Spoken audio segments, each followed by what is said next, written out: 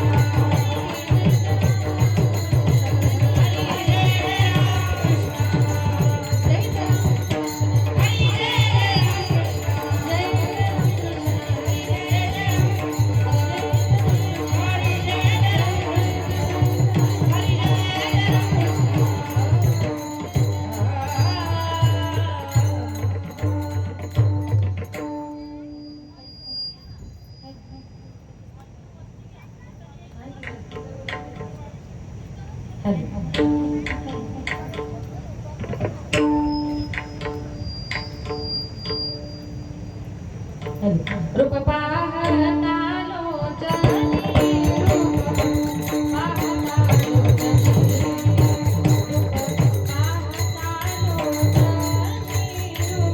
रूप पाहता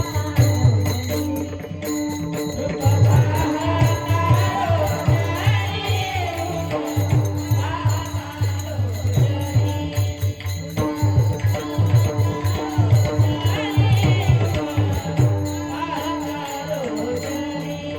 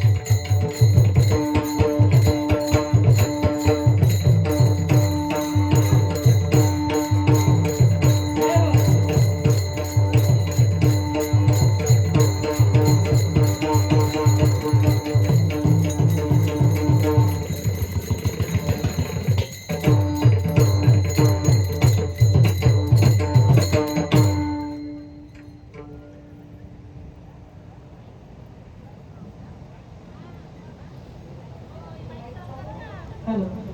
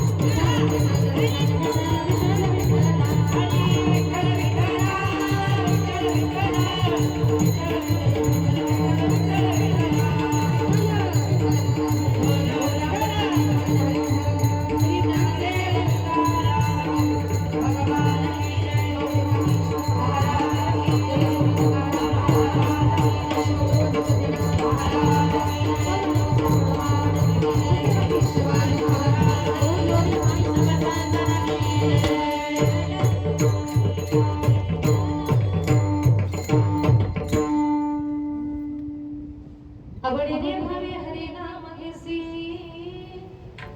तुझी चिंता त्यासी सर्व आहे नको खेद करू कोणत्या गोष्टीचा पती लक्ष्मीचा जाणतसे सकळ जीवांचा करीतो संभाळ तू जमो करील ऐसे नाही जैशी स्थिती आहे तैशा परी राहे कौतुक तू पाहे संचिताचे एका जनार्दनी भोग प्रारब्धाचा हरी कृपे त्याचा नाश झाला हरिमुखी गाता हरपली चिंता त्यांनाही मागता जन्म घेणे नमो विठ्ठला राजया पांडुरंगा नमो रुक्मिणी मावली गंगा नमो कुंडलिका नमो चंद्रभागा नमस्कार माझा रुक्मिणी पांडुरंगा पंढरीच्या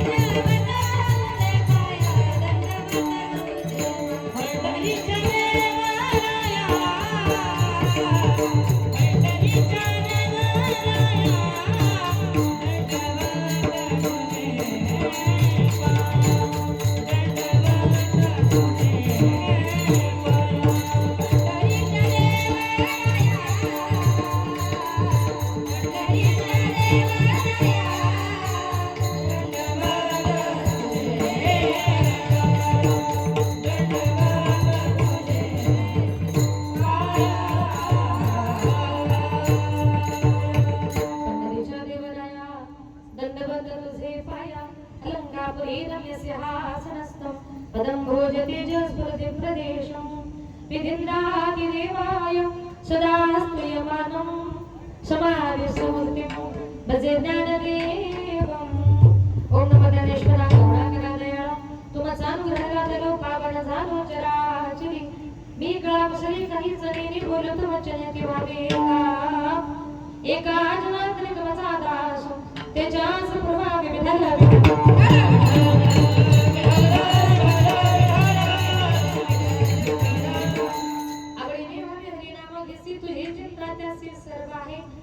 अभंगाला सुरुवात करण्यापूर्वी थोडासा परिहार द्यायचा तो असा. आज या ठिकाणी कैलासवासी गंगा भागीरथी कौशाबाई खंडेराव कोंड या आईंना आपल्यातून जाऊन आज 1 वर्ष झालेलं आहे. त्या मातेच्या प्रथम पुण्यस्मरणाच्या निमित्ताने आज या ठिकाणी त्यांच्या संपूर्ण परिवाराने जो काही कीर्तनाचा कार्यक्रम आयोजित केला त्याच्यामध्ये त्यांची मुलं असतील आमचे आदरणीय सुरेश भाऊ खंडेराव कोंड आपल्या गावातले माजी उपसरपंच, त्यानंतर मच्छिंद्र भाऊ खंडेराव कोंड, मुले आहे गंगा भागीरथी लीलाबाई पुंडलिक चौधरी, मंदाताई अशोकराव शेळके, सौ नंदाताई वसंतराव उगले, त्यांचे भाचे आहेत पोपटराव रघुनाथ पाटील, संजय आप्पा दौलतराव पडोळ, सीताराम सदाशिव आसुंदे, सुभाष दादाजी जाधव आणि रमेश गंगाराम गोजरे आणि संजय पुंडलिक चौधरी त्यांचे नातू त्यांचा संपूर्ण हा परिवार संपूर्ण परिवारातून एक आई आज या जगातून या विश्वातून निघून गेलेली आहे. त्या मातेला भावपूर्ण आदरांजली श्रद्धांजली अर्पण करण्याकरता हा कीर्तनाचा कार्यक्रम या ठिकाणी आयोजित केला. माझे गुरुवर्य आदरणीय हरिभक्त परायण विठ्ठल महाराज वागचौर यांच्या गुरुकृपेने माझे वडील कैलासवासी भानुदास महाराज गजीर यांच्या पवित्र स्मृतीला अभिवादन करून संत मंडळी, वारकरी मंडळी, महाराज मंडळी, बसलेली तुम्ही सर्व श्रोते मंडळी सर्वांच्या चरणी एकदा नमस्कार गुण कीर्तनाला सुरुवात करते. मस्तक हे पायावरी वारकरी संतांच्या वारकरी संतांची वारकरी संतांच्या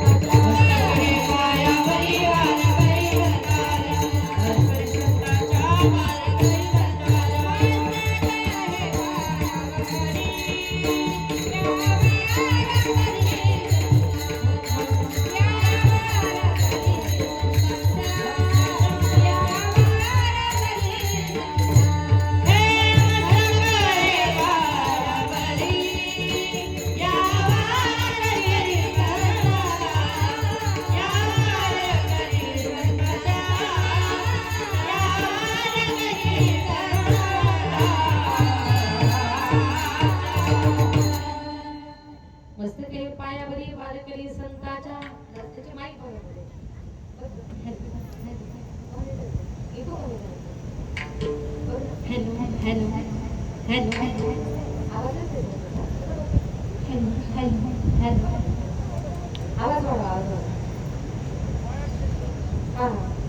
मस्तके पायावरी वारकरी संस्थाच्या प्रस्तुत प्रसंगी कीर्तन रूपी सेवेकरता निवडलेला अभंगपेठांचे सुप्रसिद्ध साधू शांती एकनाथ महाराजांचा 5 चरणाचा सर्वांच्या परिचयाचा नाथ महाराजांच्या हरिपाठ या प्रकरणातला गोड असा बोलून सेवेकरता निवडला विधान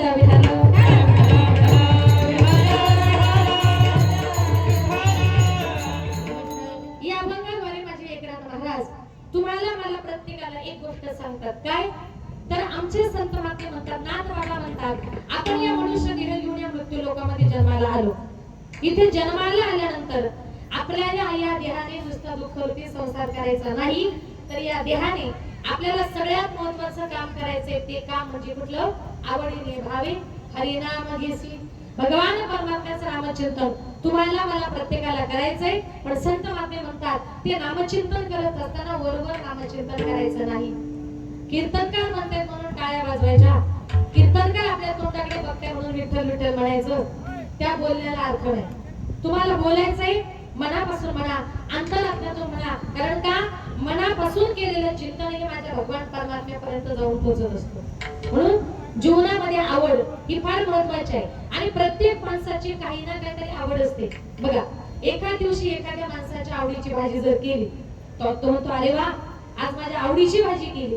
आवडीची भाजी केली म्हटल्यानंतर त्याला इतका आनंद होतो आणि तो जेवायला बसल्यानंतर आवडीची भाजी म्हटलं की त्या दिवशी तो काय करतो, एक भाकर खाण्याऐवजी अर्धीच भाकर खातो. खातो की नाही? मग किती खाता? कमीत कमी 2 तरी. का? आवडली म्हणून आपण पुन्हा पुन्हा घेतो. भाजी खूप छान झाली, अजून थोडी द्या, अजून थोडी द्या. चवी चवीने खातो. चवी चवी घेऊ घास ब्रह्मरस आवडी. जसं भाजी भाकर आपण चवी चवीने खातो, तसं भगवान परमात्म्याचं नाम नामचिंतन करताना सुद्धा आपल्याला ते मनापासून करायचे, आनंदाने करायचे. कारण का या जगामध्ये देवाने आपल्याला हा देह दिलाय, देवाने आपल्याला हा देह दिलाय. पण इथे जन्माला आल्यानंतर देवाला जे आवडतं तेच आपण केलं पाहिजे. देवाला काय आवडतं? आवडे देवासी तो ऐका प्रकार, आवडे देवासी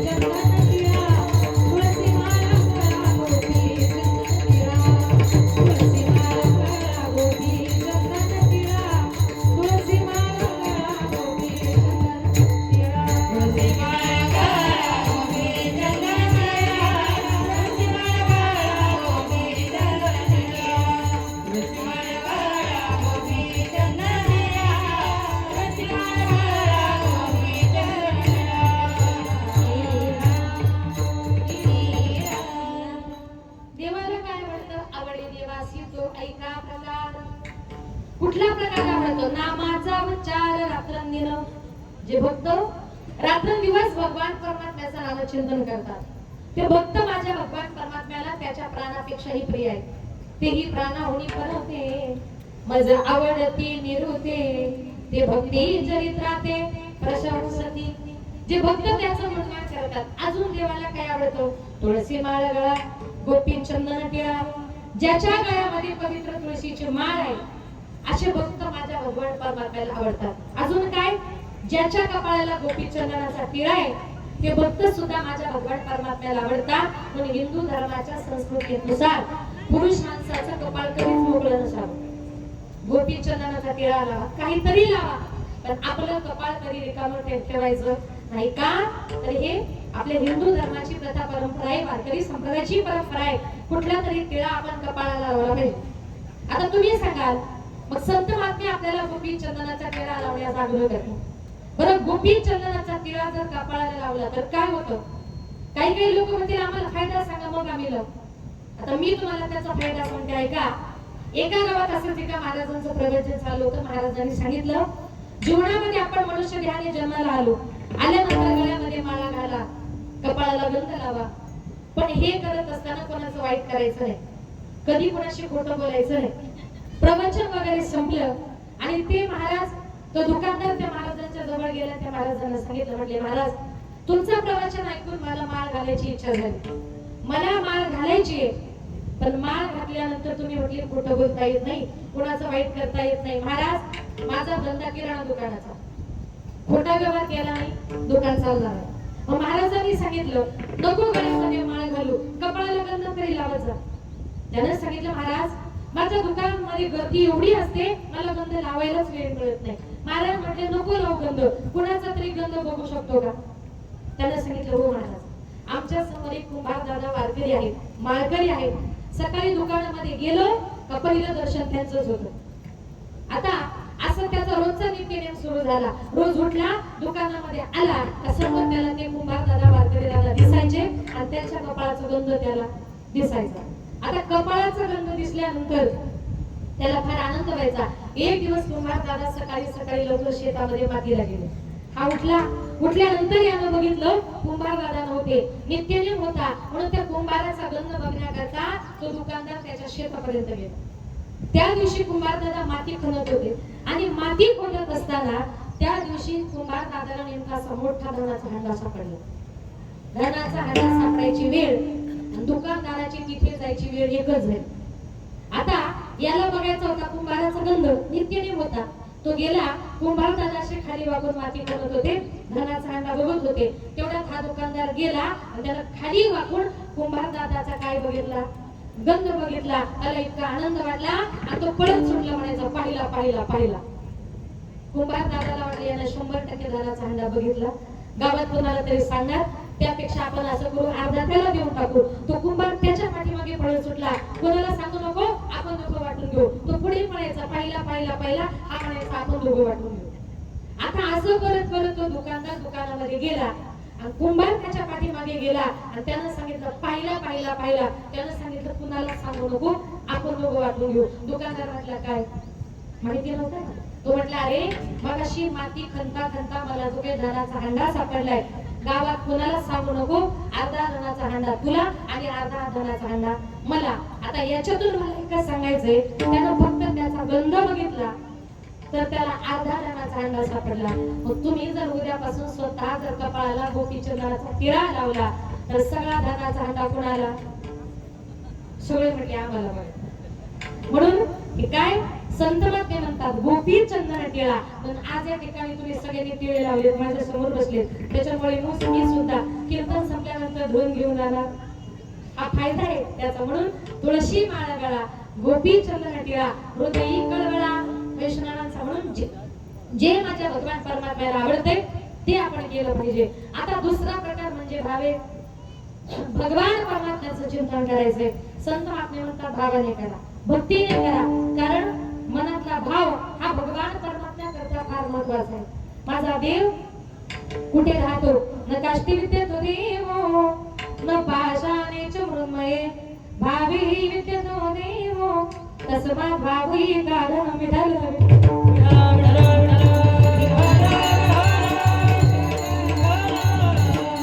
भगवान परमात्म्या करता महत्वाचा आहे तो भाव. देवकानने भावता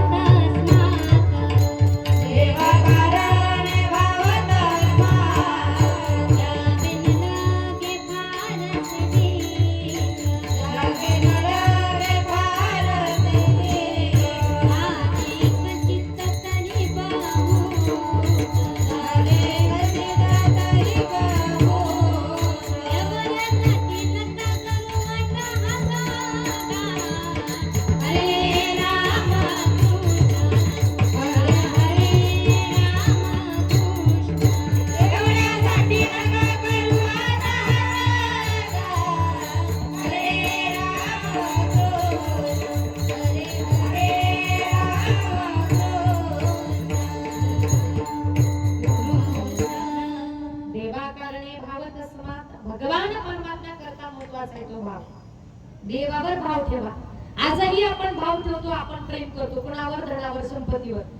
काही काही लोक तर धनासाठी संपत्तीसाठी, तो का म्हणे धन धनासाठी देती प्राण, धनासाठी संपत्तीसाठी लोक आपला जीवही द्यायला तयार असतात. जीव देण्यापेक्षा जेवढं तुमच्या नशिबात आहे तेवढं तुम्हाला 100% मिळणार. कारण नशिबापेक्षा जास्त वेळेच्या अगोदर जीवनामध्ये माणसाला कधीच काही मिळत नाही. म्हणून भगवान परमात्म्याने जेवढे दिले त्याच्यामध्ये समाधान मानायला शिका. आजही या जगामध्ये लोक समाधानी नाही होतो. मला दुसऱ्याचं कसं मिळेल याचा विचार करतात. काही काही लोक धनासाठी संपत्तीसाठी जोड्या माऱ्या करतात, आपला जीवही द्यायला तयार असतात. एक सुंदर उदाहरण सांगते बघा. एका गावात एका बाईने आपल्या नवऱ्याला सांगितलं का हो आजच म्हटली गावात वर्ष श्राद्धाच्या कार्यक्रमाला गेले, त्या शेजारच्या बाईला किती सोनं, गळ्यात सोनं, हातात बांगड्या, सगळं सोनं सोनं, आम्हाला 1 ग्रॅम सुद्धा सोनं नाही. लग्न झाल्यापासून मी तुम्हाला काही बोलले नाही, तुम्ही काही करा, पण आत्ताच्या आत्ता मला गळा भरून सोनच करा. आता आत्ताच्या काळामध्ये आत्ता गळा भरून सोनं करायची सोपी गोष्ट आहे का? त्यानं सांगितलं कसं शक्य? तिने सांगितलं काही करा, कर्ज काढा, व्याजाने घ्या, उसने घ्या, कसंही करा, पण मला गळा भरून सोनच करा. नवऱ्याने विचार केला, बायकोने एवढा हट्ट केला, बायको ऐकायला तयार नाही. आता सोनं किती महाग झाले तुम्हाला माहिती का? पुरुष मंडळ 1 लाख किती केलं की नाही? आता एवढं महाग झाले, करणं शक्य नाही. मग त्याने विचार केला, बायको सारखी सोनं सोनं सोनं सोनं करते, तुम्हाला बाजार दिंडोरीचाच ना, असं दिंडोरीच्या बाजारात गेला आणि दिंडोरीच्या बाजारातून त्यानं 100 रुपयाचं 1 किलो सोनं आणलं. त्याला ते कुठलं सोनं म्हणतात? बेंटेक्स ना. असं ते बेंटिकचं सोनं आलं, असं गळा भरून तिनं सोनं गळ्यामध्ये घातलं आणि नवऱ्याला म्हटले का हो एवढं सोनं घालून अजूनपर्यंत तुम्ही मला कुठंच नेलं नाही, आपल्या गावची यात्रा आहे, काही करा मला त्या यात्रेमध्ये घेऊन चला. असं गळा भरून सोनं गळ्यामध्ये घातलं आणि बाई निघाली गावातून. त्याला कुठल्याही बाईला एकदा का सोनं केलं तिला असं वाटतं कुणीतरी मला विचारलं, वाटतं ना. अशी गावातून निघाली, असं गळा भरून सोनं घातलं की बाई वर बघायची खाली पाय टाकायची, मला कोणी बघतं ना. असं करता करता यात्रेमध्ये गेली. आता ते गळा भरून सोनं नवीनच केलेलं यात्रेमध्ये चोरांनी बघितलं. चोरांनी विचार केला एवढं सोनं, एवढी जर चोरी केली ना म्हणजे 1-2 महिने चोरी करायची गरजच नाही. चोर तिच्या मागे मागे गेले, तिचं घर बघितलं आणि ठरवलं रात्रीच्या घरी चोरी करायची. आता संध्याकाळी घरी गेली, जेवण वगैरे झालं आणि नवऱ्याला म्हणते का हो एवढं सोनं अजूनपर्यंत कधी केलं नाही, आज माझी अशी इच्छा आहे सगळं सोनं मी घालून झोपते. म्हटलं तुझी इच्छा, सगळं सोनं घालून झोप. आता रात्रीच्या वेळेला चोर तिच्या घरी चोरी करण्याकरता आले, हॉलमध्ये झोपली होती. चोर आले, आल्याबरोबर चोरांनी तिच्या गळ्यामध्ये हात घातला आणि चोरांनी हात घातल्याबरोबर तिने दोन्ही हाताने ते सोनं ओढून ठेवलं. होतं कसं, सगळं खोटं पण सोडायला तयार नाही. रागाच्या भरात दोघांनी एकच हिसका मारला, सोनं हातामध्ये घेतलं आणि चोर जे घराच्या बाहेर पळत सुटले की त्यांच्या पाठीमागे पळत गेली. म्हटली मेल्या नोंद्या सगळं खोटं होतं. आता खोटं होतं म्हटल्यावर असा राग आला. म्हटले दुपारचे 12 ते रात्रीचे 12 आणि त्यात सगळं खोटं सोनं. चोरांना असा राग आला, चोर पाठीमागे आले आणि त्यांनी तिला अशी मारली, अशी मारली, अशी मारली, अशी मारली. म्हटली मेल्यानो मारा, तुम्हाला केवढं मारायचं तेवढं मारा, तुमच्यापेक्षा ना आमचा पाप्याचा वाजार मला. तू का म्हणे धन धनासाठी, धनासाठी संपत्तीसाठी आपण आपला जीवही द्यायला तयार असतो. पण संत महात्मे म्हणतात तुम्हाला जर जीव द्यायचा आहे, तू का म्हणे बळी जीव दिला पाया तळी. माझ्या भगवान परमात्मा करता जीव द्या, म्हणून जे माझ्या देवाला आवडतं. काय आवडतं? अभंगाचे आवडीने भावे हरिनाम.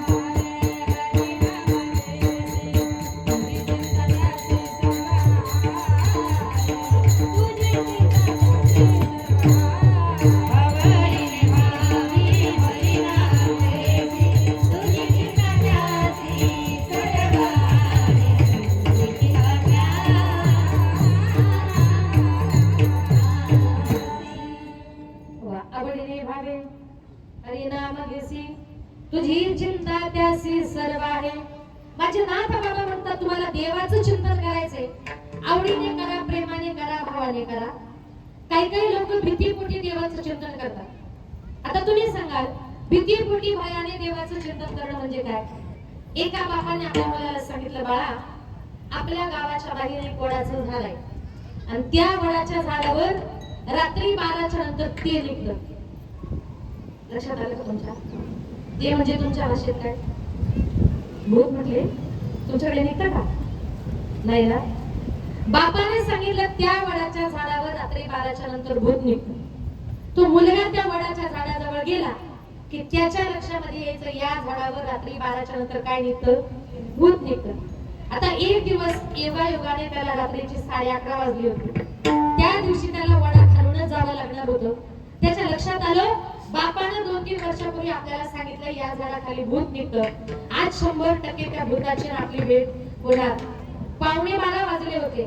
तो मुलगा झाडाच्या जसा जसा जवळ येत होता तशी तशी त्या मुलाच्या मनामध्ये भीती वाढत चालली. त्याच्या लक्षामध्ये आलं आज 100% त्या भूताची माझी भेट होणार. तो पूर्णपणे घाबरून गेला होता. गडबड करू नका, इकडे लक्ष द्या. महिला मंडळ त्या बायकांना कधी बघितलं नाही का?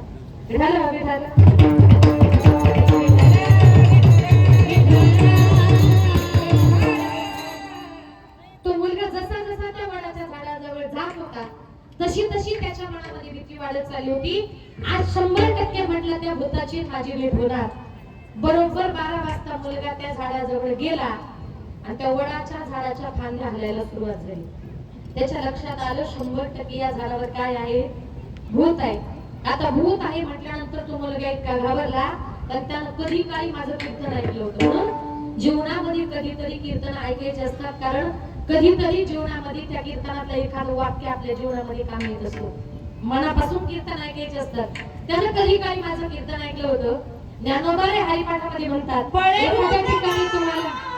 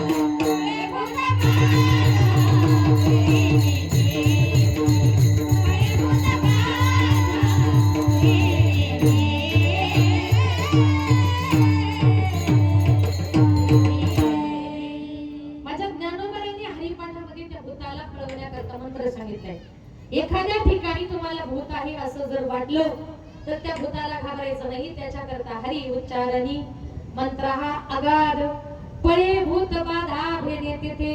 ज्ञानोबा म्हणतात भूत आहे असं जर वाटलं घाबरायचं नाही. हरी हरी म्हणा, भूत चालत नाही, भूत पळतच सुटतात. पळे भूत बाधा भेदे तेथे. आणि म्हणून मग त्यानं कीर्तन ऐकलं होतं. त्याच्या लक्षात आलं झाडाच्या फांद्या हलायला लागल्याबरोबर त्याला वाटलं या झाडावर काय आहे? 100% भूत आहे.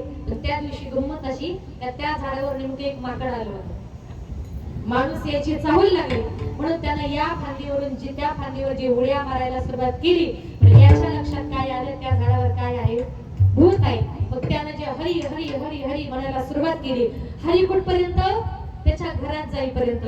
त्याच्या घरामध्ये पोहोचला आणि त्याचा हरी संपला.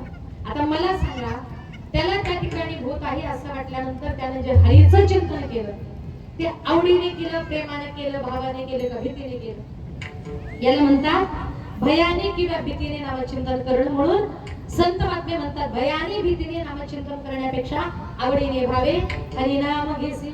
आणि म्हणून ज्ञानोबा म्हणतात आजही काही काही लोकांना बघा, याला भूतबाधा झाली, त्याला भूतबाधा झाली, मग या भक्ताकडे जा, या साधूकडे जा, याला आपला हात दाखव, त्याला आपला हात दाखव. या जगामध्ये काहीच खरं नाही. फक्त भगवान परमात्म्याचं रामचिंतन एवढंच खरे. एका बाईच्या मुलाचं लग्न जमत नव्हतं. लग्न जमत नव्हतं म्हणून ती एका बंधूकडे गेली, त्या साधूकडे गेली. त्या साधूला सांगितलं, माझ्या मुलाचं लग्न जमत नाही, जरा काहीतरी करा, एखादा गंडा दोरा हातात बांधायला द्या, जेणेकरून त्याचं लग्न जमेल. आता दोरे बांधून जर लग्न जमत असतं तर काय हो. लोकांचा फार विश्वास. त्याला सांगितलं, मुलाचं लग्न जमत नाही, आज सांगणार नाही, उद्या जरा मुलाची जन्मकुंडली घेऊन या. ती बाई दुसऱ्या दिवशी परत त्या महाराजाकडे गेली. महाराजांनी त्या मुलाची जन्मकुंडली घेतली. सांगितलं, बाई तुमच्या पश्चात तुमच्या पती, 2 मुलं 1 मुलगी. तिने सांगितलं, हो महाराज बरोबर आहे. त्या महाराजांनी सांगितलं, बाई काल तुम्ही किराणा रेशनिंग वर गेल्या होत्या आणि तुम्ही काल 20 किलो तांदूळ आणले. असं म्हटल्यावर त्या बाईने महाराजांचे पायच पकडले. म्हटली, मुलं किती आहेत हे सगळं साधू महाराज सांगू शकतात, पण काल मी रेशनवर गेले, तुम्हाला कसं माहिती पडलं? बाई तुम्ही काल 50 किलो गहू सुद्धा आणले. ती म्हटली, बाई महाराज तर फारच हुशार आहे. म्हटली, महाराज अनेक महाराज फिरले हो, पण तुमच्यासारखा महाराज मला कधी भेटलाच नाही. काल मी रेशनवर गेले, तुम्हाला किती माहिती पडलं? कसं माहिती पडलं? किती अभ्यास आहे तुमचा? महाराजांनी सांगितलं, बाई मी तुम्हाला मुलाची जन्मकुंडली आलेल्या सांगितली होती, तुम्ही रेशन कार्ड घेऊन आले. म्हणजे असं आपलं काय असतं, लोकांवर भक्तांवर विश्वास असतो. पण संत महात्मे म्हणतात, हरी उच्चारणी मंत्र हा अगाध फळे भूत बाधा देणे देते. भगवान परमात्म्याचं नामचिंतन हे तुम्हाला मला तारू शकतं. म्हणून संत महात्मे म्हणतात, तुझी चिंता त्यासी सर्व आहे. आपण कशाची चिंता करायची नाही, आपली चिंता करणारा भगवान परमात्मा वरती असतो. प्रत्येक माणसाच्या जीवनामध्ये 2 गोष्टी येतात. एक येते चिंता आणि दुसरी येते चिंता. जी जिवंतपणी जाते तिला चिंता असं म्हणतात, आणि जे मेल्यानंतर जळते तिला चिता असं म्हणतात. एखादा माणूस जर मेला, लोक म्हणतात त्याची चिता पेटली. मेल्यानंतर चिता परवडली, पण जीवनामध्ये चिंता नको, कारण चिंता ही माणसाला पावलोपावली जाळत असते. म्हणून तुझी चिंता त्यासी सर्व आहे. म्हणून माझे नाथ बाबा म्हणतात, तुम्ही संसाराची चिंता करायची नाही, तुम्हाला फक्त त्याचं काय करायचं आहे? चिंतन. चिंतने तद्रूपता. आपल्याला भगवान परमात्म्याचं चिंतन करून तुम्हाला मला प्रत्येकाला आपला उद्धार करून घ्यायचा आहे. आणि म्हणून संत महात्मे म्हणतात, चिंता से घटे चतुर्य, दुःख से घटे शरीर, पाप से घटे लक्ष्मी, कह गए दास कबीर. एखादा माणूस किती जरी हुशार असेल, पण त्याच्या जीवनामध्ये काही चिंता जर सतावत असेल ना, चिंतेमुळे माणसाची चतुराई, शहाणपण सुद्धा कमी होतो. चिंता से घटे चतुर्य, दुःख से घटे शरीर. काही काही माणसांची तब्येत फार चांगली असते, नंतर हळूहळू ते बारीक होत जातात. लोक म्हणतात, अरे पूर्वी तुझी तब्येत चांगली होती, आता बारीक कशी काय झाली? त्या दिवशी आपल्याला जाता जाता एकच म्हणायचे, बाई मी गेले ना का फक्त तुझंच कीर्तन झालं पाहिजे. त्या आईची ती अपेक्षा होती. आणि म्हणून आज ती आई, प्रेमळ आई, आज या जगातून या विश्वातून निघून गेली. जेव्हा आपले मायबाप या जगातून या विश्वातून निघून जातात ना, आपण शेजारच्या आईला, दुसऱ्याच्या आईला आपण प्रेमानं कितीही जरी आई म्हणून हाका मारल्या ना, पण दुसऱ्याची आई, शेजारची आई आपली आई ती कधी होऊ शकत नाही. कारण का? आई आई करीते आई, कोणीच होईना. माझ्या आईचे घसर शेजे नारीला येई. आई आई करीते आई, सुखाचा सागर. तिच्या कर्तृत्वाचा वृक्ष बहरला डेरेदार. आई आई करीते आई, साखरेचा खडा. तोंडात घालते गोड, झाल्या दात दाढा. आई म्हणायला किती गोड वाटतो. तोंडामध्ये साखरेचा खडा टाका बना, इतकं मायबापाचं नाव गोड असतं. पण तेच मायबाप एकदा का आपल्याला सोडून गेले, माणसाला अन्न पाणी गोड लागत नाही हो. या विश्वामध्ये आई बापासारखं श्रेष्ठ दैवत नाही. आणि म्हणून आईचं सगळ्यात जास्त प्रेम जर कोणावर असेल तर ते आपल्या मुलीवर असतं, आपल्या मुलांवर असतं. असं एकही घर नाही का त्या घरामध्ये त्या आईचं आणि मुलीचं भांडण होत नाही. पण जेव्हा एखाद्या आई आणि मुलीचं भांडण होतं ना, त्या माय लेकीचं भांडण म्हणजे कसं असतं माहितीये? माय लेकीचं भांडण दया दुधाची उकळी. लेक धरते अबोलाई मनाची. आईचं आणि मुलीचं जर भांडण झालं, मुलीला आईविषयी राग येतो, इगो कमी करा.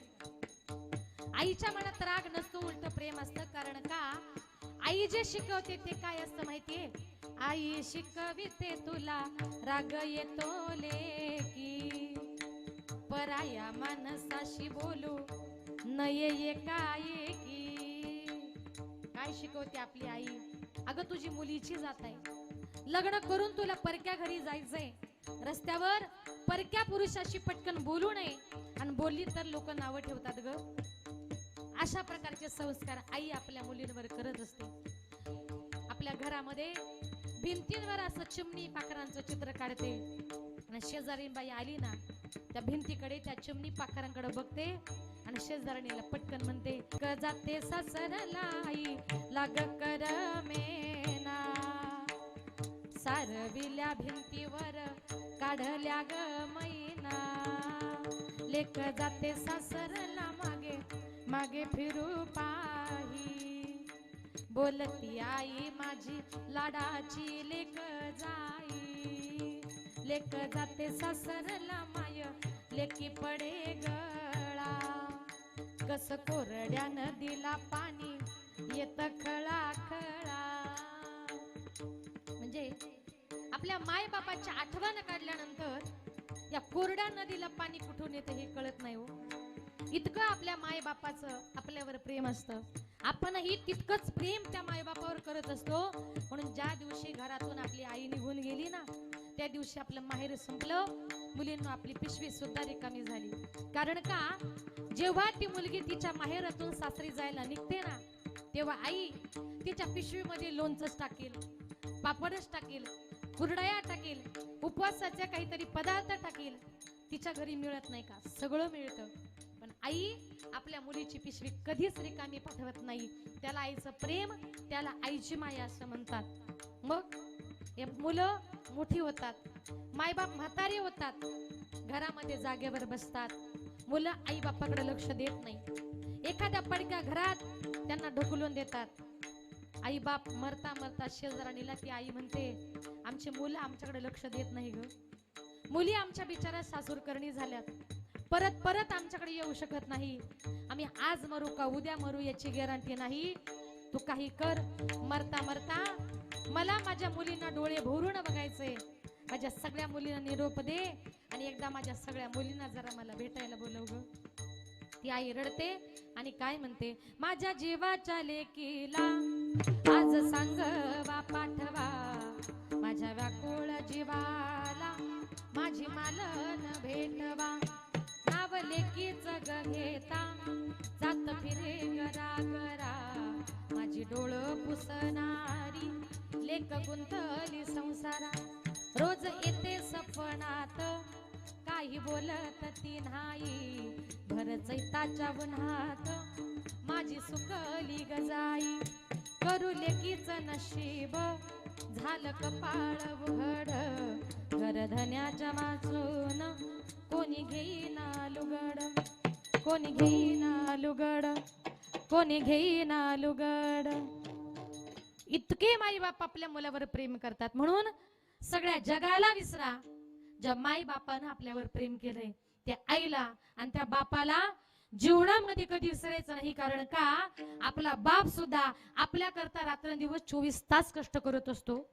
त्या बापाला तरी आपण का विसरतो? अरे जेव्हा तुमचा बाप कामावरून घरी दमून येतो ना, तेव्हा जरा त्याच्या हृदयाजवळ जा, त्याच्या हृदयाचे ठोके ऐका, तुमचा बाप किती दमलेला असतो.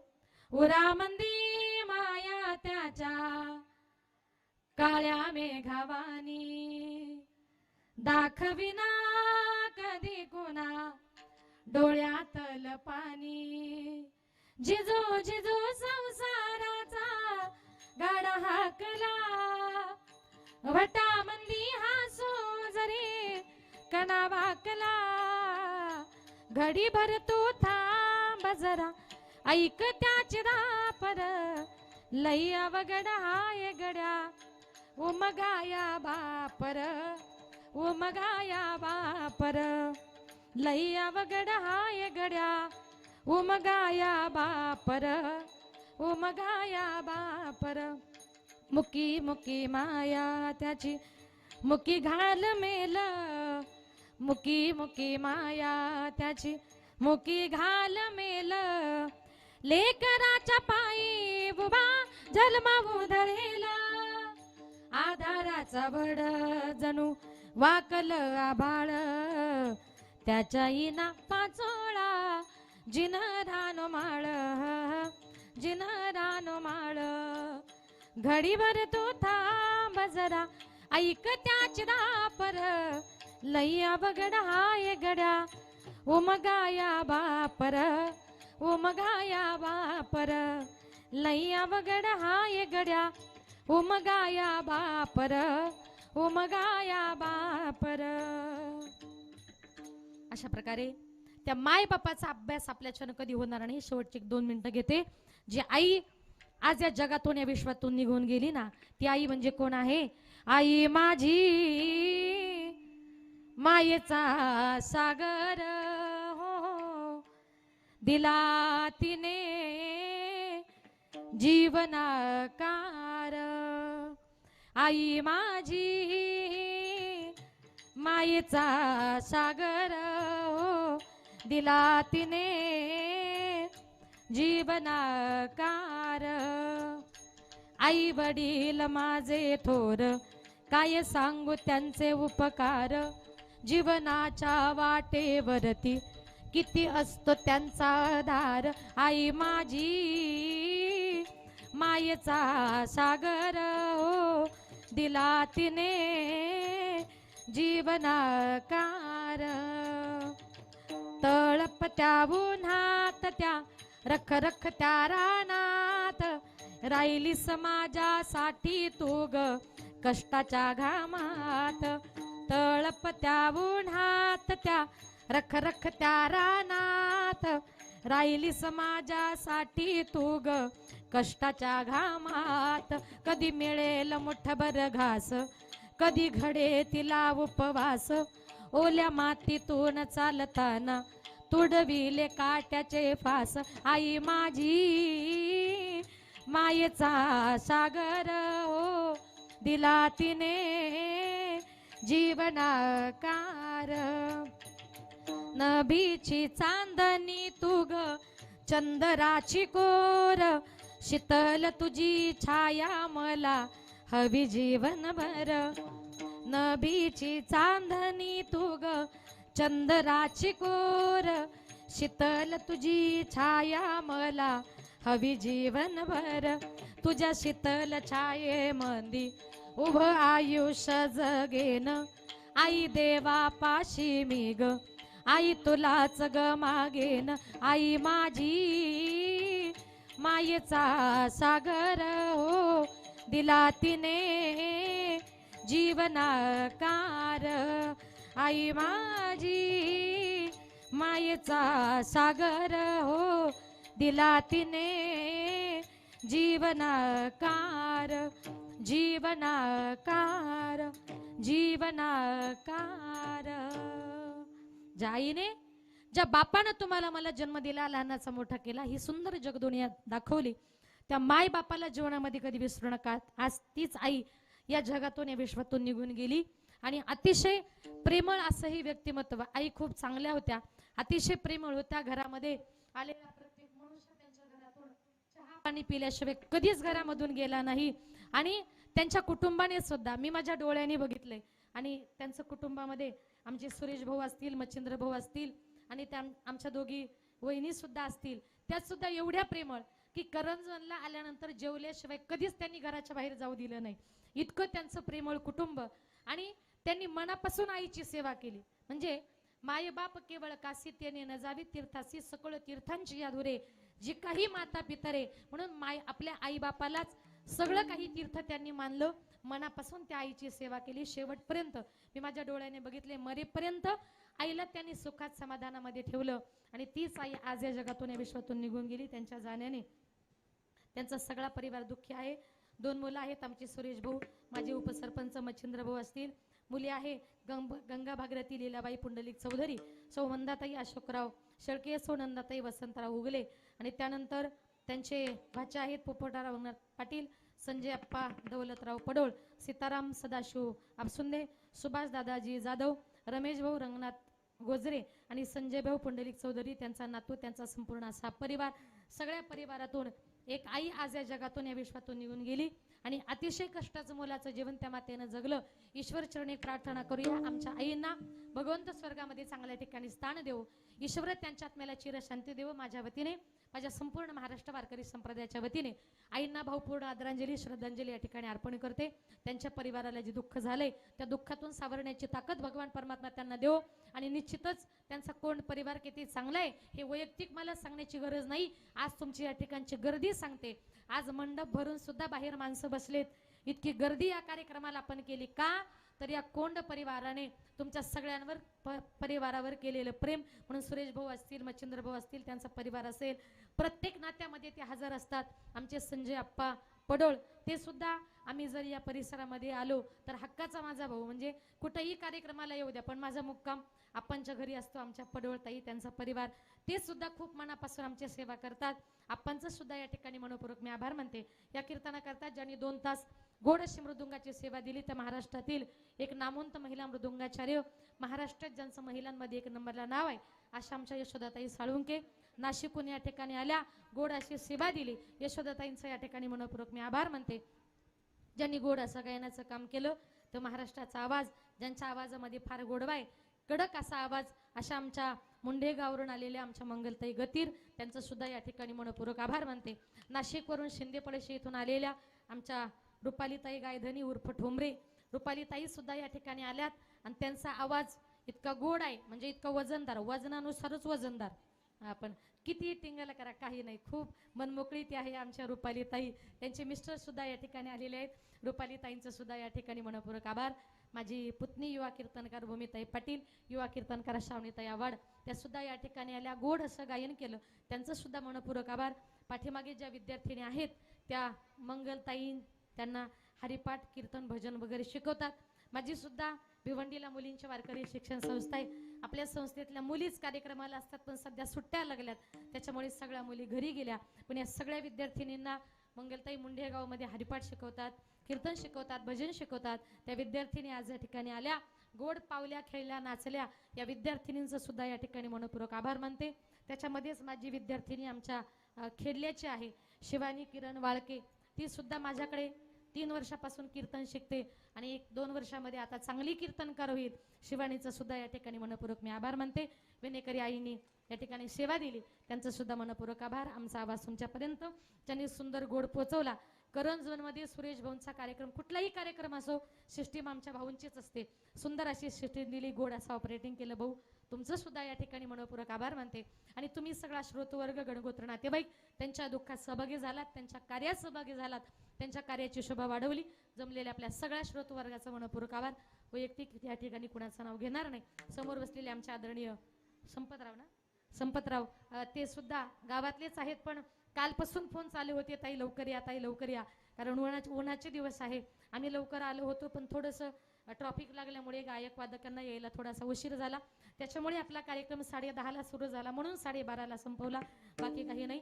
बोलताना चुकला असेल तर परत एकदा क्षमस्व. झालेली सेवा विठ्ठल रुक्मिणीच्या निवृत्तीनाथांच्या चरणी समर्पित करते. माझे पती श्री प्रकाश पांडुरंग पाटील, ते देखील या ठिकाणी उपस्थित आहेत. त्यांची साथ आहे म्हणून भिवंडी मुंबईहून या ठिकाणी आले. बघू नका ग, तिकडे गाडीत बसलेत. माझी मुलगी सुद्धा आहे, 8-9 वर्षाची आहे. ती सुद्धा खूप छान गाते, पण कुठे गेली मला माहित नाही, पप्पाच्या मागे मागेच गेली. असो, माझ्या मिस्टरांचं मनपूर्वक आभार. झालेली सेवा ईश्वर चरणीच्या समर्पित करून सेवेला पूर्णविराम. एकदा भजन होईल, त्याच्यानंतर जय विठ्ठल झाल्याशिवाय कृपा करून 5 मिनिटाकरता कुणीच हालायचं नाही. विठोबा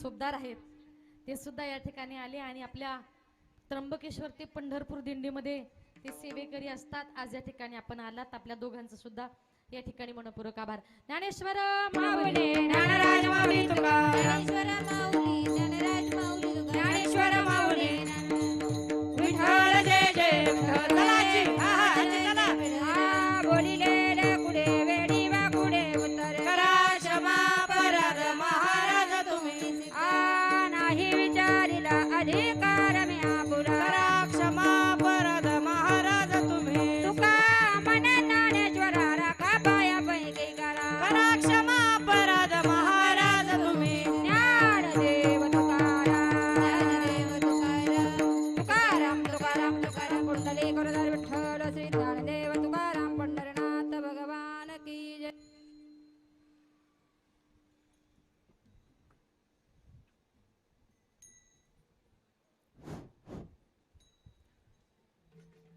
देवापेक्षा मोठं जे काही आहे आणि असेल तर ती फक्त आईच आहे. मी ह्या जगात सर्वात श्रीमंत आहे कारण माझी आई जिवंत आहे. माय बापे केवळ काशी तेने ने जावे तीर्थाशी कुंडलिके काय केले परब्रह्म उभे केले. ह्या उक्तीप्रमाणे तुकाराम महाराजांनी जो अभंग लिहिला त्याप्रमाणे आमच्या आजीचं संगोपन ज्या पद्धतीनं केलं असं हे कुटुंब खऱ्या अर्थानं ह्या अभंगाचं जर तंतोतंत पालन केलं तर आपल्या हिंदू धर्मात एकही वृद्धाश्रम राहणार नाही. आज जगामध्ये भयानक अवस्था बिघडलेली आहे. त्याचं कारण प्रत्येक वृद्ध माणसांची व्यवस्था राहिलेली नाही. आज या ठिकाणी आमच्या आजी जाऊन 1 वर्ष पूर्ण होत आहे. तर आजींचं 10 वर्ष आयुष्य वाढवलं असेल तर म्हातारपणात खऱ्या अर्थानं आपला आधार असतो आपली सून. आपल्या आधाराची काठी असते आपली सून. तर खरोखर मी साष्टांग दंडवत घालतो आमच्या शिला काकू आणि मनीषा काकू. अशा सुना लाभल्या तर मला वाटतं या जगात वृद्धाश्रम राहणार नाही. कारण इतकं 95 वर्ष आयुष्य लाभणं हे तितकं सोपं नसतं. फक्त म्हातारपणात माणसाला आधार हवा असतो. तर एक मी तुम्हाला विनंती करून सांगतो, खऱ्या अर्थानं या कुटुंबाला श्रद्धांजली द्यायची असेल तर ह्या कुटुंबाचा आपण आदर्श घेतला पाहिजे. त्याचं कारण प्रत्येक कुटुंबात माणसं जन्माला येतात, परंतु आपल्या करंजवन गावचे चेहरा मोहरा बदलणारे प्रत्येक पाहुण्यानं 3 किलोमीटरवरून बघितलं असेल. झाडं असोत, गावातलं काय असेल ते अंडरग्राऊंड गटारशी असो, ग्रामपंचायत असो, स्मशानभूमी असो आणि रस्त्यातलं असलेलं सुशोभीकरण, गावात सिमेंट रस्ते आणि प्रत्येक माणसाला मागेल त्याला घर आणि मागेल त्याला विहीर, अशा प्रत्येकाला गरजा पूर्ण करणारे समाज उपयोगी माणूस असलेले आमचे सुरेश तात्या, असे समाज उपयोगी माणसं जन्माला यायला सुद्धा आईचीच कुस पवित्र लागते. म्हणून त्या आईवर मी 2 मिनिटात फक्त आईचं चरित्र तुम्ही 2 मिनिटं ऐका आणि 13 अक्षरी मंत्र म्हणतो सगळ्यांनी तो माझ्या मागं म्हणायचा. खऱ्या अर्थानं आपण ती श्रद्धांजली दिली असं सार्थक होईल. आज आपण ज्या नात्याबद्दल बोलणार आहोत ते जगातलं सर्वात निस्वार्थ, मजबूत आणि सर्वात भावनिक नातं असतं म्हणजेच आई. आणि मुळात नातं जगात नाती असतात, पण एक नातं कधीच बदलायचं नसतं, ते म्हणजे आई आणि मुलाचं नातं. हे फक्त नातं नसतं, ते एक आईचं पूर्ण जग असतं. मुलगा जन्माला येतो आणि त्या क्षणापासून एक आई स्वतःसाठी जगणं विसरते. तिची झोपत, तिचा आराम, तिचं आयुष्य सगळं त्या छोट्या मुलाभोवती फिरायला लागते. रात्री मुलाला ताप आला नाही, आजार आला की आई पूर्ण रात्र जागरण सहन करते, जागत राहते. मुलगा शांत झोपावा म्हणून ती स्वतःच्या डोळ्यातली झोप मारते. मुलगा लहान असताना तो पडला की सगळ्यात आधी धावत जाते. आईचं जग मात्र तिथेच संपलेलं असतं. मुलगा शिकतो, हळूहळू मोठा होतो, परंतु तिची नजर दारावरच थांबते. तो नोकरीला लागतो. मुलगा फोन करून म्हणतो, आई मी बिझी आहे. पण त्या एका वाक्यावर आई ती शांत राहते. फोन हळूच मोठ्या भेटवस्तू नाही आणल्या तिला, तरी ती तेवढंच प्रेम आईवर करते. तिचा मुलगा तिला विसरू नये. जग तुमच्या यशावर प्रेम करते. आई मात्र तुमच्या अपयशातही तुमच्या पाठीमागं उभी असेल. घर तसेच असेल, तुमची खोली तशीच असेल, पण जेवलास का रे ही म्हणणारी आपण 2 मिनिटं शांतपणे ऐकावं. यानंतर दोनच वक्ते 2-2 मिनिटं आपले रघुभाऊ आणि प्रकाशजी शिंदे सर हे नाही का. बरं, गीताताई 2 मिनिटं बोलतील. सगळ्यांना नमस्कार. आज आपण कैलासवासी गंगा भागीरथी कौशाबाई खंडेराव पाटील कोण यांच्या प्रथम पुण्यस्मरणानिमित्त त्यांना विनम्र अभिवादन करण्यासाठी येथे जमलो आहोत. आज बरोबर 1 वर्षापूर्वी आजीचे देहावसन झाले, परंतु आजीने दिलेले संस्कार, सगळ्यांना लावलेली माया, सगळ्यांना दिलेलं प्रेम आजही आपल्या मनात जिवंत आहे. खरं तर कौशा आजी, आम्ही जेव्हा गल्लीमध्ये लहान असताना कोंड गल्लीत आम्ही सगळे लहानचे मोठे झालो. कौशा आजींना आम्ही आजही माडीवरच्या आई म्हणून ओळखत होतो आणि तसाच आवाजही देत होतो. तर ही माडीवरची आई म्हणजे गल्लीमधल्या सगळ्या पोरांसाठी एक आजी. आजीचं प्रेम तिने आम्हाला दिलं. जेव्हा आमच्या अक्का, आमच्या बय जेव्हा शेती कामासाठी दिवसभर शेतात जायच्या, त्यावेळी आम्हाला आधार असायचा तो आमच्या माडीवरच्या आईचा. आणि खरोखर माडीवरच्या आईने आमच्या अक्का, आमच्या बय मळ्यात गेल्यानंतर आम्हाला खरोखर आजीसारखी माया लावली. अगदी लग्न झाल्यानंतर सुद्धा जेव्हा आई आम्हाला भेटायच्या, त्यावेळी प्रेमाने तोंडावरून हात फिरवून आमची अगदी प्रेमाने चौकशी करायच्या, विचारपूस करायच्या. तर या आईसाठी त्यांचे 2 जे चिरंजीव आहेत, सुरेश तात्या पाटील कोण आणि काकासाहेब पाटील कोण, यांच्या भावना मी कविता रूपात तुमच्यासमोर व्यक्त करते. 9 रंगाच्या 9 साड्या आईने कधी घातल्या नाही. 9 रंगाच्या 9 साड्या आईने कधी घातल्या नाही. 9 दिवसाचे कडक उपवास करून पण देव तिला कधी पावलाच नाही. तरी माझ्या आईच्या चेहऱ्यावरचे हसू कधी ढळले नाही. फाटक्या संसाराची ठिगळं जोडता जोडता, फाटक्या संसाराची ठिगळं जोडता जोडता तिचे केस पांढरे झालेले तिला कळलेच नाही. आयुष्यातील दुःखाची वादळे झेलत ती कुणापुढे झुकली नाही, रडली पण नाही. म्हणूनच मला माझी आई देवी देवतांपेक्षा कधी कमी वाटलीच नाही. म्हणूनच मला माझी आई देवी देवतांपेक्षा कधी कमी वाटलीच नाही. नवरात्रीत देवीबद्दल सगळे काही ना काही लिहितात. नवरात्रीत सगळे देवीबद्दल काही ना काही लिहितात. पण जिने मला जन्म दिला, माझ्यावर चांगले संस्कार केले, माझ्या आयुष्यात सुंदर रंग भरले, अशा माझ्या देवस्वरूप आईला माझे कोटी कोटी प्रणाम. अशा माझ्या देवस्वरूप आईला माझे कोटी कोटी प्रणाम. खरं तर माडीवरची आई म्हणजे मायेचा आणि प्रेमाचा अखंड वाहता असा झरा. आई प्रत्येकाच्या गल्लीतल्या, गावातल्या प्रत्येकाच्या सुखदुःखात आई सहभागी झाली. आईने आपल्या कुटुंबासाठी खूप कष्ट केले आणि आईने दिलेल्या संस्कारांची शिदोरी घेऊनच आईच्या 3ही मुली म्हणजे लीला आत्या, मंदा आत्या, नंदा आत्या आपल्या सासरी सुखाचा संसार करत आहे. आणि आईकडनं मिळालेल्या संस्कार ते पुढच्या पिढ्यांमध्ये सुद्धा त्या पेरण्याचा प्रयत्न करत आहेत. त्याचप्रमाणे आम्हा सगळ्यांवर वडिलांसारखी माया करणारे आमचे सुरेश तात्या कोण, काकासाहेब कोण यांनीही आईच्या संस्कारांच्या बळावर आपल्या परिसरात किंवा पंचक्रोशीत एक वेगळंच अढळ असं स्थान निर्माण केलं आहे.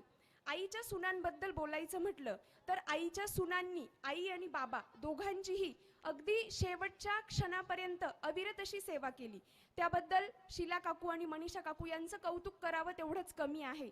त्या आजही आम्हाला आईसारख्या प्रेम आमच्यावर त्याही माया करतात आणि तितक्याच हक्काच्या आणि जवळच्या वाटतात. आईला संसारात आणि मुलांना घडवण्यात मोलाचा सहभाग लागला ते आमचे बाबा म्हणजे कैलासवासी खंडेराव पाटील कोण. या 2ही दाम्पत्याने आपल्या कुटुंबावर अचूक अशा संस्कारांची पेरण केली आणि या संस्काराच्या बळावरच त्यांचे 2ही मुलं किंवा त्यांचं पूर्ण कुटुंब म्हणा ना, आज प्रत्येक क्षेत्रात भक्कमपणे आपली स्वतःची ओळख निर्माण करून उभा आहे.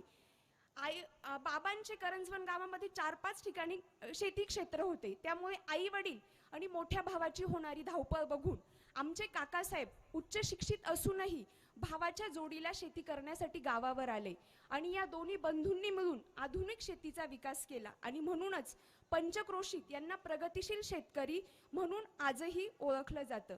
त्याचप्रमाणे क्लास 1 पोस्ट जर काकासाहेबांनी काढण्याचा प्रयत्न केला असता तर त्यांनी क्लास 1 ऑफिसरच्या पोस्ट नक्कीच मिळवल्या असत्या.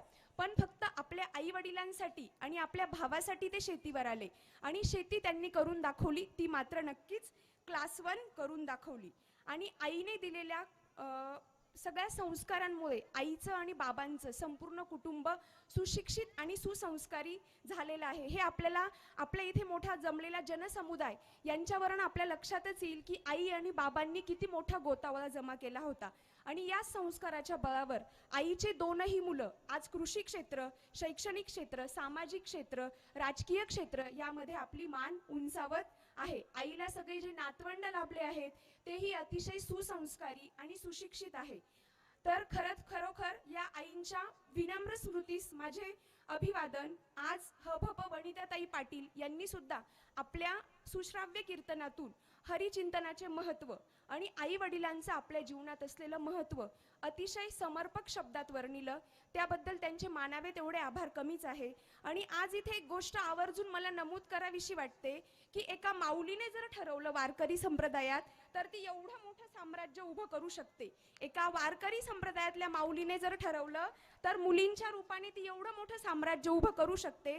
आणि आपल्या आईच्या रूपात जर आपण पाहिलं, सांसारिक आणि प्रापंचिक आई जी सुरेश तात्या कोण आणि काकासाहेब कोण यांच्यासारखे नवरत्न समाजाला देऊ शकते. माऊली कोणत्याही क्षेत्रातली असो ती आपल्या लेकरांसाठी अविरत झटतच असते. अतिथी देवो भव ही आपली भारतीय संस्कृती. या संस्कृतीनुसार आपल्या आलेल्या अतिथींचा योग्य तो मान सन्मान होणं गरजेचं आहे. ठीक आहे, धन्यवाद. माझं ऐकून घेतलं त्याबद्दल धन्यवाद. धन्यवाद गीताताई. मला वाटतं आमची मुलगी मोठी एक नाव कमावणार आहे असा अंदाज दिसतो. यानंतर आपल्या दिंडोरी विभागाचे खासदार, लोकप्रिय खासदार भगरे सर आपल्या आजींबद्दल 2 शब्द आपलं मनोगत व्यक्त करतील. त्यानंतर शेटे साहेबांचं 2 शब्द मनोगत होईल. सर्वांनी 2 मिनिटं शांतता पाळा. त्यानंतर जेवणाचा, सेवभोजनाचा सुंदर असा कार्यक्रम केलेला आहे. कोणी जेवले गेल्याशिवाय जायचं नाही. सर्वांना रामकृष्ण हरी.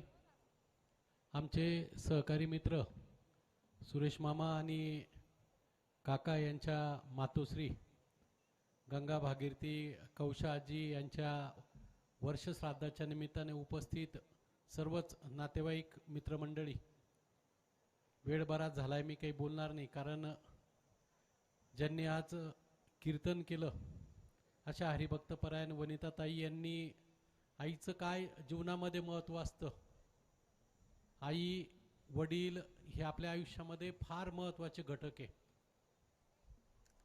आणि सुरेश मामा असतील किंवा काका असतील यांच्या जीवनामध्ये आईवडिलांनी अतिशय चांगले संस्कार केले. आता गीताताई मला वाटतं सांगत होत्या की सुरेश मामा क्लास 1 अधिकारी झाले असते किंवा काका झाले असते, परंतु जरी प्रशासकीय सेवेमध्ये ते क्लास 1 झाले नाही, परंतु शेतीमध्ये आणि समाजामध्ये आज खरंच ते क्लास 1 आहेत. आणि हीच आईवडिलांना श्रद्धांजली ठरेल, कारण आईवडिलांना अभिप्रेत असलेलं काम मामा आणि काका हे दोघंही करताय. मग ते गाव पातळीवर असेल किंवा तालुक्यामध्ये असेल किंवा शेती मातीची सेवा करताना ते करताय. हीच परमपूज्य आजींना आणि त्यांचे वडील आणि हे दोघंही एकामागे एकच त्यांचा स्वर्गवासी झाले. आणि हीच त्यांनी केलेले विचार संस्कार हे ते सातत्याने पुढे नेण्याचं काम करताय. मी दिंडोरी लोकसभा मतदारसंघाच्या वतीनं, माझ्या भगरे कुटुंबियांच्या वतीनं मी आजींना भावपूर्ण श्रद्धांजली अर्पण करतो आणि थांबतो. रामकृष्ण हरी. आपल्या कादवा कारखान्याचे चेअरमन आदरणीय शेटे साहेब यांनी आपलं 2 शब्द मनोगत व्यक्त करा.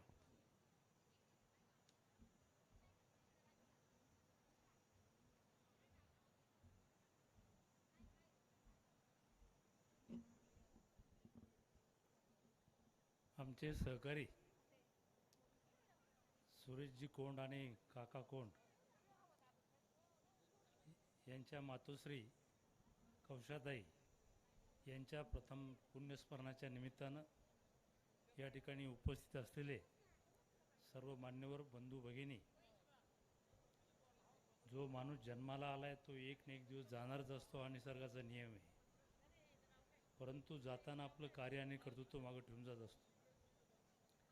खंडेरावजी गेल्यानंतर या कुटुंबाला सावरण्याचं काम, समाजामध्ये एक मानाचं स्थान सर्व क्षेत्रामध्ये या ठिकाणी जी काही या कुटुंबानं आघाडी घेतलेली आहे त्याच्या पाठीमागे या मातेचे फार मोठे या ठिकाणी संस्कार होते, पाठिंबा होता, सहकार्य होतं.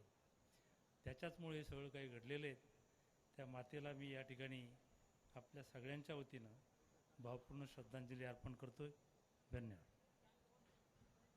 यानंतर सहकार नेते सुरेश भाऊ 2 मिनिटं आपलं मनोगत व्यक्त करा.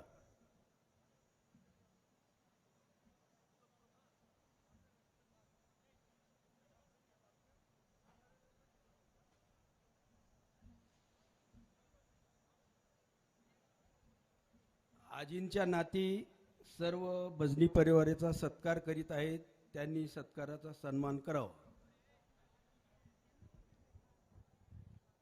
रामकृष्ण हरी.